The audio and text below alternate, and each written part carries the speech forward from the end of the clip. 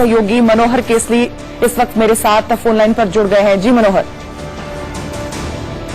Press release जारी करके ये शोक व्यक्त किया गया है और उन्होंने कहा है कि आज 12:07 में उन्होंने अंतिम सांस ली है।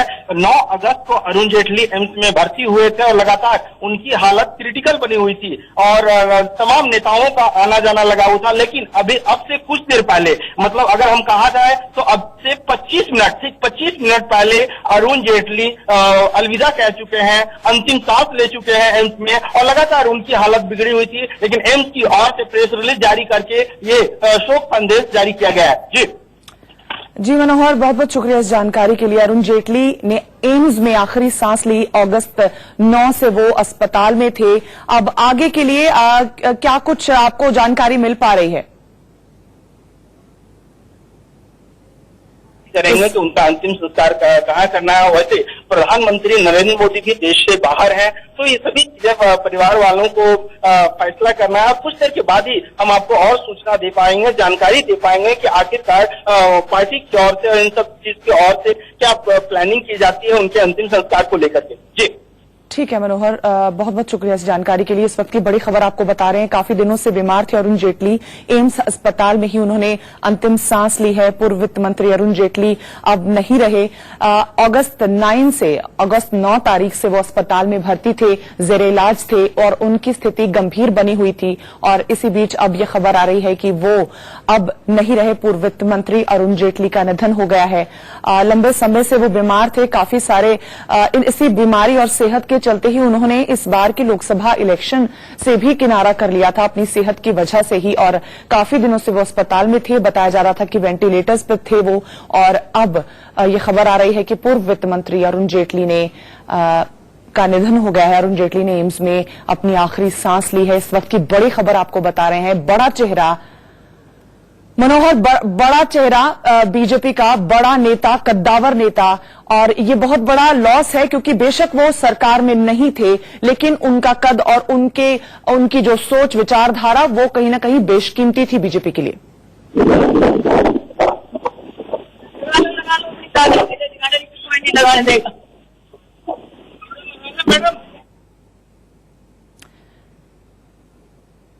पूर्व वित्त मंत्री अरुण जेटली का निधन हो गया। इस वक्त की बड़ी खबर है। एम्स अस्पताल में वो भर्ती थे। 9 अगस्त से लगातार वो वेंटिलेटर्स पर थे और उनकी स्थिति का पल पल कोशिश की डॉक्टर्स ने। बहुत लंबा उनका ये बीमारी का अरसा रहा जिसमें वो अस्पताल में भर्ती रहे। इसी सेहत के हवाले से वो इस बार मोदी सरकार 2 का हिस्सा भी नहीं बन पाए। उन्होंने ये बात साफ कर दी थी कि सेहत की वजह से इस बार वो एक्टिव पॉलिटिक्स से दूर रहना चाहेंगे। लेकिन कहीं ना कहीं बीजेपी के लिए ये बहुत बड़ा आघात, देश के लिए बड़ा आघात। रोहित विश्वकर्मा मेरे वरिष्ठ सहयोगी मेरे साथ इस वक्त जुड़ रहे हैं। जी रोहित। देखिए, सबसे बड़ी चीज ये है कि ये उस वक्त वित्त मंत्री बने थे जब एनडीए का दूसरा कार्यकाल हुआ, मोदी सत्ता में आए और उसके बाद एक तरीके से मोदी भी देश के लिए, उनके लिए व्यवस्था पूरी तरह नहीं थी और तब उन्होंने, अरुण जेटली ने देश में वित्त मंत्रालय का कार्यभार संभाला था। तो एक बहुत ही एक अलग मोड़ पर वो देश को संभालने आए थे। उसके बाद उनका 5 साल का कार्यकाल, और जब आखिर में जब वो तबियत खराब होने की वजह से नहीं पड़ पाया, पीयूष गोयल को अंतरिम बजट लेना पड़ा था, तो उसके बाद ही समझ में आ गया था कि उनकी तबियत नाजुक हो चली है, हालत खराब हो गई थी। शायना एनसी हमारे साथ जुड़ गई है इस वक्त। जी शायना, ये बहुत बड़ा एक लॉस है देश के लिए भी और बीजेपी के लिए।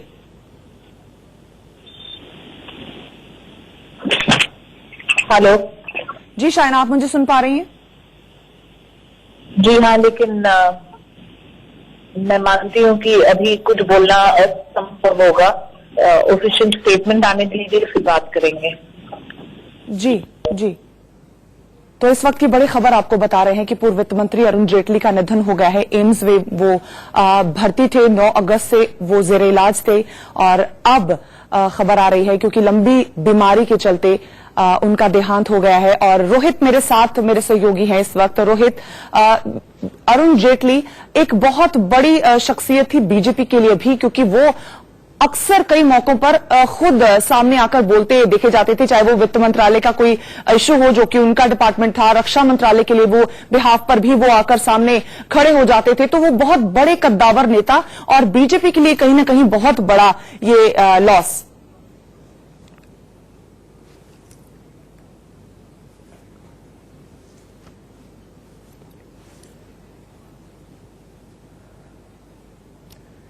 जी रोहित, यही आपसे इस वक्त जहन में यही सब बातें आ रही हैं, किस तरह का उनका कद रहा, किस तरह का उनका कार्यकाल रहा और किस तरह की उनकी कार्यशैली रही। वो हमेशा आगे खड़े नजर आए मोदी सरकार 1 की अगर बात करें, लेकिन सेहत के चलते उन्होंने पहले ही किनारा कर लिया था। दूसरी सरकार में उन्होंने एक्टिव पार्टिसिपेशन से बिल्कुल, देखिए अभी अगर आप ध्यान दें तो आखिरी वक्त तक उन्होंने राजनीति में अपना तीखापन पैनापन कम नहीं किया था। आपको याद होगा जब राहुल गांधी और तमाम विपक्ष के लोग सरकार पर हमले कर रहे थे, उस वक्त भी जेटली ने मोर्चा संभाला था। वो कई बार अपने ब्लॉग के जरिए या किसी पोस्ट के फेसबुक पोस्ट के जरिए अपनी बातों को रख रहे थे। और बीमार होने के बावजूद उन्होंने अपने आप को कहीं से भी ये साबित नहीं होने दिया कि वो राजनीति से दूर हो चुके हैं, लाचार हो चुके हैं, किसी तरीके की हालत है। इसीलिए अरुण जेटली को एक कहा जा सकता है कि आखिरी वक्त तक उन्होंने अपने आप को एक्टिव रखा, दिमागी तौर पर, राजनीतिक तौर पर। लेकिन जब बहुत ज्यादा तबीयत सेहत खराब हो गई और जब हालत ये हो गई कि उन्हें अस्पताल में एडमिट होना पड़ा, उसके बाद से ही हमने देखना शुरू किया कि उनमें उनकी तरफ से कोई प्रतिक्रिया, बाकी चीजें आना बंद हुई। अदरवाइज देखा जाए तो जेटली ने अपने पूरे कार्यकाल के दौरान बहुत सारी चीजें की जो लैंडमार्क मानी जाएंगी। जैसे सबसे बड़ी चीज की आर्थिक सुधारों के लिए जो उन्होंने कदम उठाए, और एक तरीके से बोला जाए कि जो इनकम टैक्स के ब्रैकेट में छूट थी उसकी सीमा बढ़ाने का काम जो जेटली ने किया, वो एक बहुत बड़ा मील का पत्थर रहा। मिडिल क्लास को जेटली की तरफ से एक बहुत बड़ा तोहफा था जो उन्होंने दिया था। और उसको अगर देखते हैं तो उसके अलावा जेटली ने अपने कार्यकाल में जो आर्थिक मंदी के दौर में कहीं न कहीं वैश्विक मंदी का दौर चल ही रहा था, उस दौर में भी जेटली ने देश को अच्छी तरीके से अर्थ मंत्रालय को संभालते हुए वहां से निकाला। तो अरुण जेटली और मोदी दोनों ने मिलकर के जो अर्थतंत्र बनाया, उसको आज भी एक तरीके से देखा जाता है कि नोटबंदी का फैसला भले ही इनके कार्यकाल में आया हो, लेकिन उसके अलावा जो बड़े फैसले हुए थे जो मध्य वर्ग के लिए बड़े फायदेमंद रहे, उनको खासकर जेटली के कार्यकाल का सबसे स्वर्णिम या बोला जाए मुख्य अध्याय माना जा सकता है। जी, इस वक्त की बड़ी खबर आपको बता रहे हैं, पूर्व वित्त मंत्री अरुण जेटली का निधन हो गया है। काफी लंबे अरसे से वो बीमार चल रहे थे और अगस्त 9 से ये एम्स में भर्ती थे, जिसके बाद लगातार उनकी हालत नाजुक बनी हुई थी। और अब ये खबर आ रही है कि पूर्व वित्त मंत्री अरुण जेटली अब हमारे बीच नहीं रहे। रोहित, उनका कंट्रीब्यूशन देश के लिए वित्त के लिहाज से जो रहा वो भी सराहनीय है। उसके अलावा बीजेपी के लिए भी वो काफी ज्यादा कहते हैं कि अगर पार्टी को आगे ले जाने में वो कंधे से कंधा मिलाकर मोदी सरकार के साथ खड़े रहे, प्रधानमंत्री नरेंद्र मोदी के साथ खड़े रहे।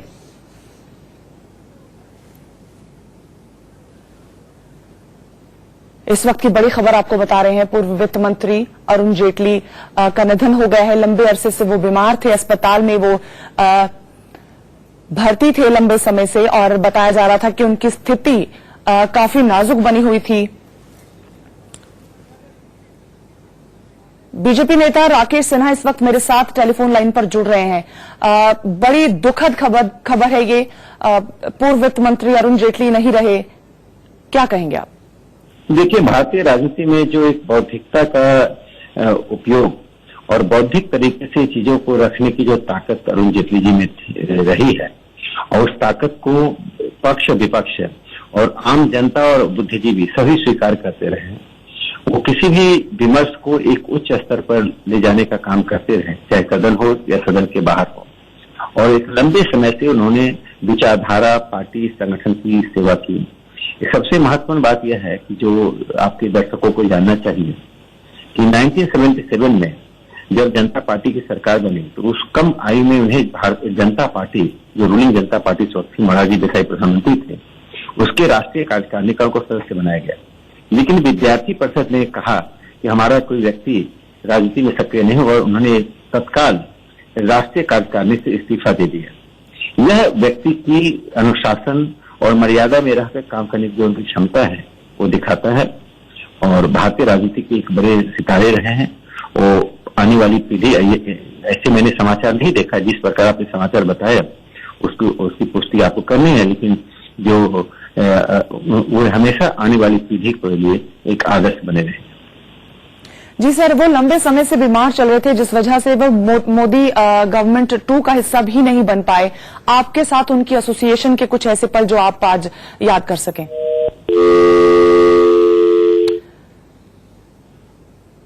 चलिए, तो इस वक्त की बड़ी खबर आपको बता रहे हैं। पूर्व वित्त मंत्री अरुण जेटली, लंबी लड़ाई उन्होंने अपनी बीमारी के साथ लड़ी और आज उनका निधन हो गया है। लंबे समय से वो लाइफ सपोर्ट सिस्टम पर थे। 9 अगस्त पे वो एम्स अस्पताल दिल्ली में भर्ती थे और लगातार उनकी जो सेहत है वो गिरने की वजह से उन्होंने एक्टिव पॉलिटिक्स में भी एक कदम पीछे ले लिया था। हालांकि वो अभी भी बीजेपी और अपनी पार्टी के लिए एनर्जी का स्रोत थे, इंस्पिरेशन का स्रोत थे और लगातार पार्टी के लिए हरदम खड़े नजर आते थे अरुण जेटली। मनोहर केसरी मेरे सहयोगी इस वक्त मेरे साथ फिर से जुड़ रहे हैं। मनोहर, आपके पास अब क्या जानकारी है, कहां पर इस वक्त आप मौजूद हैं? देखिए, मैं एम्स के गेट नंबर 1 पर मौजूद हूं और यहां आपको दिखाता हूं जो उनके चाहने वाले हैं अरुण जेटली के, क्योंकि 12:07 में उन्होंने अंतिम सांस ली है। वो 9 अगस्त से यहां पर भर्ती थे और लगातार उनकी हालत क्रिटिकल बनी हुई थी। डॉक्टरों ने पूरी कोशिश की है उन्हें बचाने की, तमाम जो लेटेस्ट लाइफ सपोर्ट है उन्हें लगाया गया था, लेकिन देर रात तबियत उनकी बिगड़ी है और आज 12:07 में अरुण जेटली ने अंतिम सांस ली है। देश भर में प्रणब मुखर्जी जी इस वक्त मेरे साथ टेलीफोन लाइन पर जुड़ रहे हैं। सर, ये बहुत बड़ी दुखद खबर, अब पूर्व वित्त मंत्री अरुण जेटली नहीं रहे। It is really shocking to me, and just a couple of days back I went to see him. I am in Calcutta now. Before I came to Calcutta, I went to see him at AIIMS. Of course, I did not go to see him in ventilation, but I talked to doctors and his wife and daughter were there. Arun was a close friend of me, though I was not in the legal profession, but since he entered into parliament, I developed a good relationship with him because large part of my parliamentary career was in Rajya Sabha. Even when I was in Lok Sabha, I was member of the cabinet, and more than often I had to be in that Sabha as different ministers in different ministries like Defence, External Affairs or Finance. Functioning as Commerce Minister in Vajpayee's government, Corporate Affairs Minister. He did wonderful job in bringing out the corporate legislation, and I also found him working in Parliament at a very critical hour of WTO. He took some very clear, exciting steps which helped India to negotiation with major partners in WTO.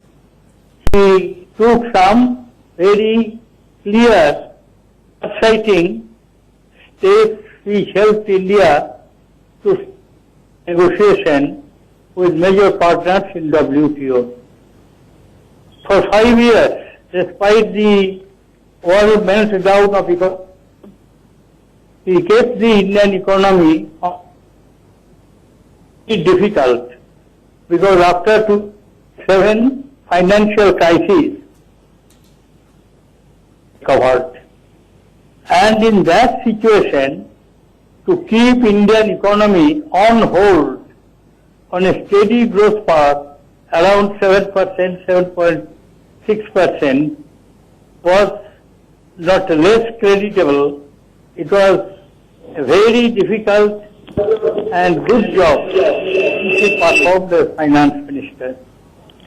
I deeply regret his death. In him country has lost an able, competent finance minister, administrator and a very good parliamentarian, and to me personally a very good friend. Sir, आपने उनके राजनीतिक सफर का जिक्र किया, personal तौर पर, निजी तौर पर आप उन्हें कैसे याद करते हैं? No, I have an political party system that is quite natural, and this has nothing to do with the person.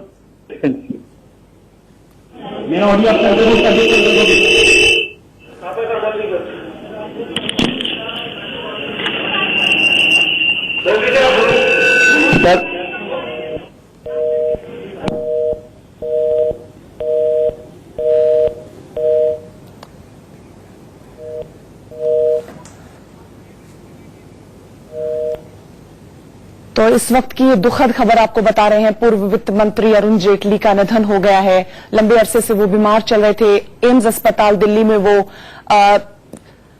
मेरे सहयोगी रोहित मेरे साथ इस वक्त फिर से जुड़ गए। रोहित, जिनसे भी बात हो रही है वो उनके बारे में, उनके राजनीतिक सफर के बारे में बहुत उनका रिमार्केबल कंट्रीब्यूशन का जिक्र कर रहे हैं।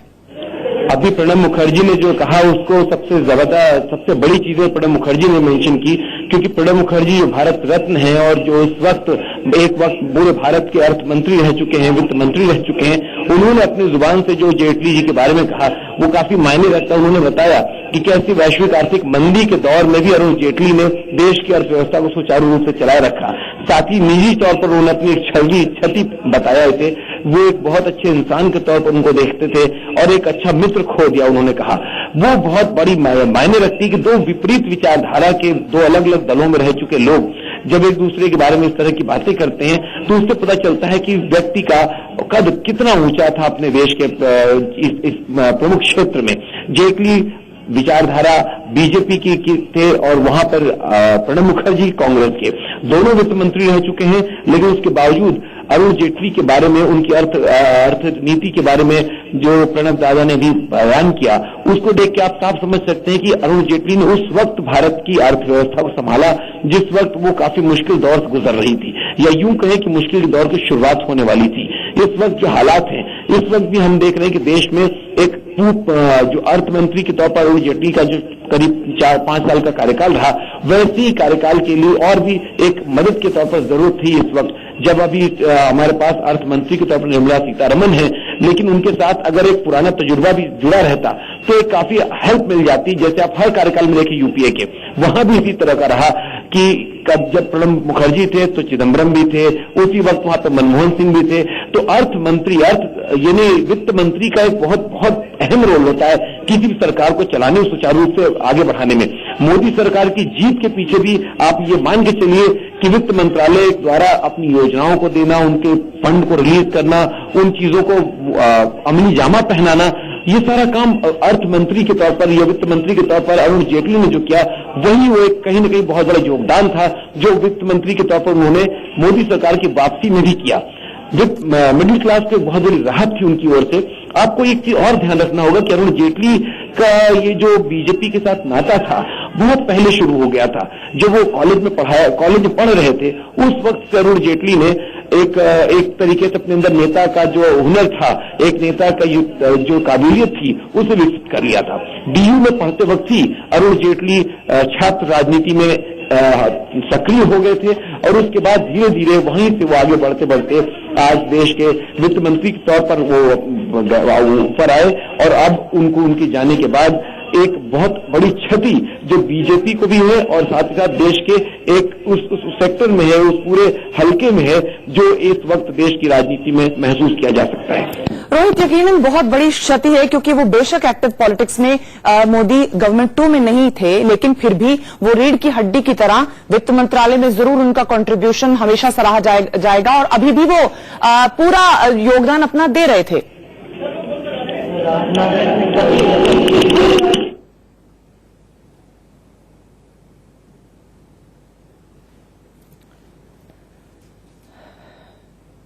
मनोहर केसरी मेरे सहयोगी इस वक्त मेरे साथ लाइव जुड़ रहे हैं, एम्स अस्पताल के बाहर हैं वो। जी मनोहर।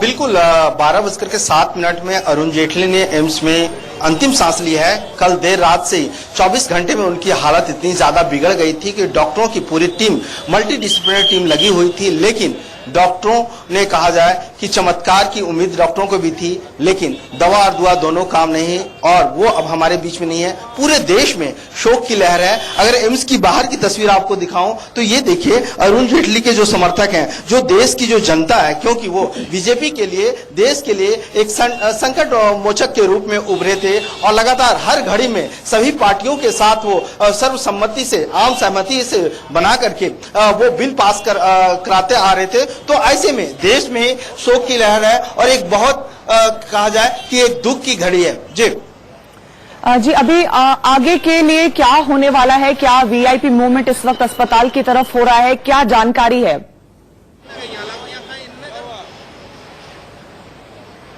देखिए, अब एम्स के बाहर अगर आपको दिखाएं तो यहाँ पर पूरी सुरक्षा बढ़ा दी गई है। मीडिया का जमावड़ा पूरी तरह से हो गया है। मैं आपको कहता हूँ, आप कैमरा पर्सन को कहूंगा कि वो दिखाएं तो लगातार यहाँ जो एम्स के बाहर गाड़ियां हैं उनको पुलिस हटानी शुरू कर दी है, क्योंकि कुछ ही देर में वीआईपी मूवमेंट शुरू हो जाएगा। जो राष्ट्रीय कार्यकारी अध्यक्ष हैं जेपी नड्डा, वो किसी भी वक्त आ सकते हैं और तकरीबन 11 बजे के आसपास जो केंद्रीय स्वास्थ्य मंत्री हैं और एम्स के प्रेसिडेंट डॉक्टर हर्षवर्धन यहाँ पर आ चुके थे। उन्हें जैसे ही पता चला कि उनकी हालत बहुत ज्यादा बिगड़ गई है तो यहाँ पर पहुंचे और 12:07 में अरुण जेटली ने अंतिम सांस ली है। वहीं राष्ट्रीय अध्यक्ष अमित शाह ने अपने प्रोग्राम को कैंसिल कर दिया है। हैदराबाद में वो थे, उनका वहां पर प्रोग्राम था और वो सीधे यहाँ पर लौट रहे हैं। जी मनोहर, ये भी जानना अहम रहेगा कि कब तक उनकी पार्थिव देह है अब अस्पताल में रखी जाएगी? क्या उन्हें कब घर लेके जाया जाएगा?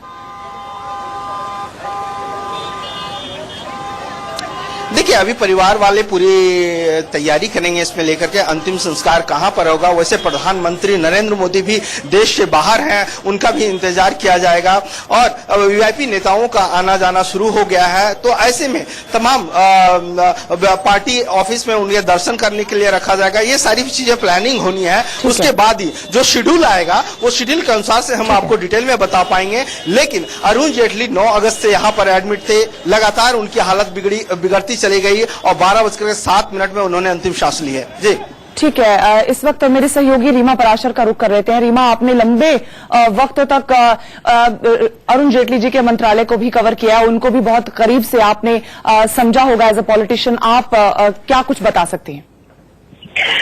देखिए, फिलहाल तो कल ही की घटना है। कल मिलने के लिए गई थी मैं हालचाल जानने के लिए कि कैसे हैं अब अरुण जेटली, और उस वक्त उनसे तो मुलाकात नहीं हो पाई क्योंकि वो वेंटिलेटर पर आईसीयू में थे। उनके लिए एक अलग से विभाग जो है स्पेशल वीवीआईपी के लिए, उसमें उनको रखा गया था। लेकिन उनके परिवार के सदस्यों से जरूर मुलाकात हुई और वो सभी इस बात को लेकर कह रहे थे हालत लगातार गंभीर है, लेकिन अब जो भी भगवान के हाथ में है वही होगा।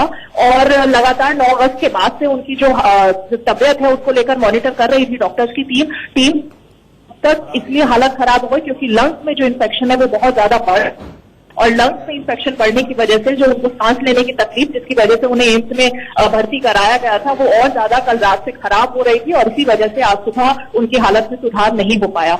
जहां तक हम अरुण जेटली की शख्सियत के बारे में बात करें तो बिल्कुल वक्त कह सकते हैं कि जो एक ट्रबल शूटर बीजेपी के थे उनका निधन हुआ है, वो बीजेपी के लिए बहुत बड़ा लॉस है। से वो समर्पित रहे अपने पूरे ही जीवन काल में, उसका बातें लगा। आलोक मेहता वरिष्ठ पत्रकार इस वक्त मेरे साथ जुड़ रहे हैं। रीमा, आपका फिर से रुख करेंगे। आलोक जी, बहुत बड़ा आघात है, ये बहुत बड़ा लॉस है देश के लिए और बीजेपी के लिए भी। भारतीय राजनीति में और समाज के लिए भी बहुत बड़ी क्षति है, क्योंकि अरुण जेटली केवल बीजेपी के नेता ही नहीं थे, वो छात्र जीवन से संबंध सभी राजनीतिक दलों से और सामाजिक कार्यों से वो जुड़े रहे और लगातार पत्रकारों के साथ भी खास करके उनके संबंध बड़े सौहार्दपूर्ण, मतलब जिसे कहते हैं कोई कटुता, बहुत कम लोग ऐसे होंगे जो ये कह सके कि उनके साथ कोई लोगों ने कोई ऐसा व्यवहार किया। हमेशा चाहे उनके कई आलोचक भी रहे हों तो वो मुस्कुराते हुए अपना बातें करते रहे। और भारतीय राजनीति में खास करके जेपी मूवमेंट में भी जेल, मैंने उस समय इमरजेंसी में जेल में रहना, विद्यार्थी परिषद के सक्रिय कार्यकर्ता के साथ, उसके बाद पार्टी संगठन में लगातार काम करना और कानूनविद के नाते भी उन्होंने बहुत बड़ी भूमिका भारत के न्यायिक क्षेत्र में, वो कानून मंत्री रहे, सूचना प्रसारण मंत्री रहे, वित्त मंत्री रहे, कारपोरेट मंत्री मतलब विभिन्न मंत्रालयों में भी जो उन्होंने भूमिका निभाई वो भी भारत की पूरे प्रशासनिक स्थिति के लिए कहे या समाज और देश के लिए कहे एक महत्वपूर्ण भूमिका। अंतर्राष्ट्रीय संबंधों में भी, चाहे वित्त मंत्री रहते हुए भी जो विश्व समुदाय में हमारी छाप बनाई गई, चाहे वो स्विट्जरलैंड में होने वाली बैठकें हो या अमेरिका में हो या चाइना में हो, मुझे लगता है कि ये भारतीय के लिए, पूरे भारतीय समाज के लिए एक बहुत बड़ी ऐसे शख्सियत की कमी होगी जो सबको साथ लेकर के चलने की कोशिश। प्रतिपक्ष के दलों के साथ भी उनके संबंध इतने अच्छे थे, व्यक्तिगत रूप से वो संबंध चाहे कितनी ही राजनीतिक प्रतिद्वंदिता हो, जिन्होंने उनका जेल भी भिजवाया हो, लेकिन उनके साथ भी एक व्यवहार के रूप में बहुत ही अच्छा व्यवहार करने वाले एक इंसान उनका जाना, और इस कम उम्र में, जबकि उनकी कोई इतनी आयु नहीं हुई थी। अभी सुषमा जी का जाना हुआ तो दोनों अटल जी के ही और अडवाणी जी के परम शिष्य रहे। मोदी जी के तो बाएं हाथ दोनों माने जाते थे वित्त और विदेश मंत्री के रूप में। तो मुझे लगता है कि पूरी भारतीय राजनीति और भारतीय सरकार के लिए और अंतर्राष्ट्रीय समुदाय के लिए भी, क्योंकि भारत की जो भूमिका अंतर्राष्ट्रीय समुदाय में है, आज मोदी जी फ्रांस में है, चाहे राफेल डील के वक्त में भी जिस तरह से उन्होंने समझौते को कम कीमतों पर आगे लाने की कोशिश की और वित्त मंत्रालय ने एक अहम भूमिका निभाई, सरकार को डिफेंड किया, वो बहुत एक श्रेष्ठ सर्वश्रेष्ठ सांसद भी रहे। और ये भी उन्होंने जनता के बीच में जो जाना तो अपना है ही, लेकिन सांसद के रूप में अपनी धार पैनी जरिए और कलम के जरिए अपने ब्लॉग बराबर वो लिखते रहे अंतिम समय से, जिसको कहना चाहिए जब तक उनका स्वास्थ्य ठीक रहा, घर पे भी, बल्कि उन्होंने इतनी अपने को तुरंत जब ये देश की क्षति है, दुनिया की क्षति